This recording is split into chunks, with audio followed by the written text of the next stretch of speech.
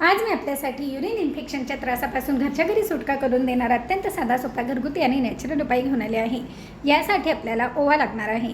ओवा घेऊन एका पात्रामध्ये 1 ग्लास भरून पाणी घ्या। यात अर्धा चमचा ओवा टाकायचा आहे, म्हणजेच अजवाईन, व 1 तमालपत्र म्हणजेच तेजपान, हे दोन्ही टाकून मंद आचेवर हे छान उकळवून घ्या। व एका पात्रामध्ये 1 कप भरून पाणी घेऊन यात अर्धा चमचा ओवा टाकून ठेवा। हे रात्रभर असे झाकून ठेवा व हे तयार झालेले जे मिश्रण आहे हे गाळून घ्यायचे आहे व कोमट झाले की यामध्ये 2 चमचे मध टाकून ज्या व्यक्तींना त्रास होत आहे अशा व्यक्तींनी हे लगेचच पिऊन घ्यायचे आहे।